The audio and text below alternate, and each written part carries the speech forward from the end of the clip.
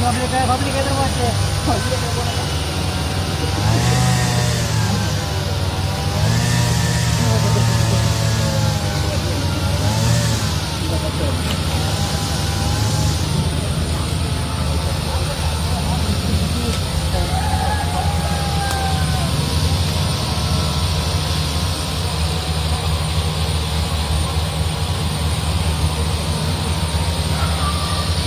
ना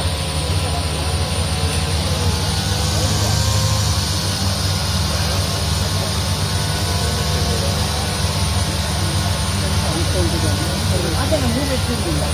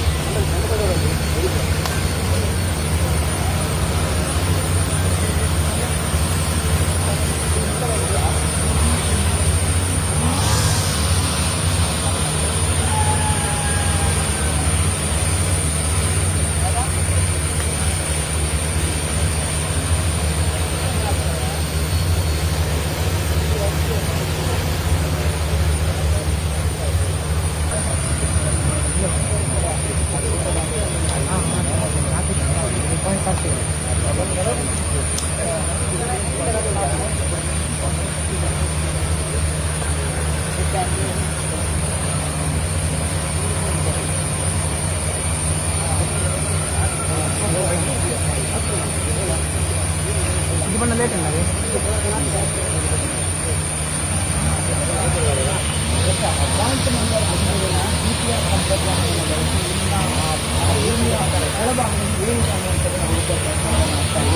ನೀವು ನೋಡ್ಬೋದು ಈಗಾಗಲೇ ಅಲ್ಲಿ ಒಂದು ರೀತಿಯಾದಂತಹ ಡ್ರೋನ್ ಮೌಂಟೆಡ್ GPR ಅನ್ನು ಬಳಸಿ ಈಗ ಆ ಒಂದು ಜಾಗದಲ್ಲಿ ಶೋಧಿಸುವ ಕಾರ್ಯ ನಡೀತಾ ಇದೆ. ಈ ಡ್ರೋನ್ ಮೂಲಕ GPR ಸ್ಕ್ಯಾನ್ ಅನ್ನು ಹೇಗೆ ನಡೆಸ್ತಾರೆ ಅನ್ನುವಂಥದ್ದು. ಸಾಮಾನ್ಯವಾಗಿ GPR ಆಂಟೆನಾಗಳನ್ನ ಈ ಒಂದು ಡ್ರೋನ್ನ ಕೆಳಭಾಗದಲ್ಲಿ ಅಳವಡಿಸಲಾಗಿರುತ್ತೆ. ಹಾಗಾಗಿ ಡ್ರೋನ್ ಗಾಳಿಯಲ್ಲಿ ಹಾರಿಸಿದ ನೆಲದ ಮೇಲ್ಮೈಗೆ ಸಮೀಪವಾಗಿ ಹೋದಂಥ ಸಂದರ್ಭಗಳಲ್ಲಿ ಈ GPR ಸಿಗ್ನಲ್ಗಳನ್ನ ಆ ಒಂದು ಕೆಳಭಾಗಕ್ಕೆ ಅಂದ್ರೆ ಭೂಮಿಯ ಕೆಳಭಾಗಕ್ಕೆ ಕಳಿಸುತ್ತೆ. ಹಾಗಾಗಿ ಆ ಸಿಗ್ನಲ್ ನೆಲದೊಳಗೆ ಹೋಗಿ ಅಲ್ಲಿ ಪ್ರತಿಫಲಿಸಿ ಮೇಲ್ಭಾಗಕ್ಕೆ ಬರುವಂಥದ್ದು. ಆ ಸಿಗ್ನಲ್ ನೆಲದೊಳಗೆ ಹೋಗಿ ಪ್ರತಿಫಲಿಸಿ ಮರಳಿ ಬರುವಂತಹ ಸಂದರ್ಭಗಳಲ್ಲಿ ಆ ಅಡಿಭಾಗದಲ್ಲಿ ಯಾವುದೇ ರೀತಿಯಾದಂತಹ ಅಂದ್ರೆ ಅನುಮಾನಾಸ್ಪದವಾದಂತಹ ಯಾವುದೇ ರೀತಿಯಾದಂತಹ ವಸ್ತುಗಳಿದ್ದಲ್ಲಿ ಅದರ ಸೆನ್ಸಾರ್ಗಳನ್ನು ದಾಖಲಿಸಿ ಅವುಗಳ ನಿಖರ ಫಲಿತಾಂಶವನ್ನು ದಾಖಲಿಸುವ ಒಂದು ತಂತ್ರಜ್ಞಾನ ಈ ಡ್ರೋನ್ ಮೌಂಟೆಡ್ GPR ಅನ್ನುವಂಥ ಟೆಕ್ನಾಲಜಿ. ಹಾಗಾಗಿ ಈ ಒಂದು ಸೆನ್ಸಾರ್ ಮೂಲಕ 13ನೇ ಜಾಗದಲ್ಲಿ ಈ ರೀತಿಯಾದಂತಹ ಒಂದು ಸ್ಕ್ಯಾನ್ ಅನ್ನು ಈಗಾಗಲೇ ನಡೆಸ್ತಾ ಇರುವಂತದ್ದು. ಈ ಒಂದು ಸೆನ್ಸಾರ್ ದಾಖಲಿಸಿ ಬರುವಂತಹ ನಿಖರವಾದ ಫಲಿತಾಂಶಗಳಿವೆ.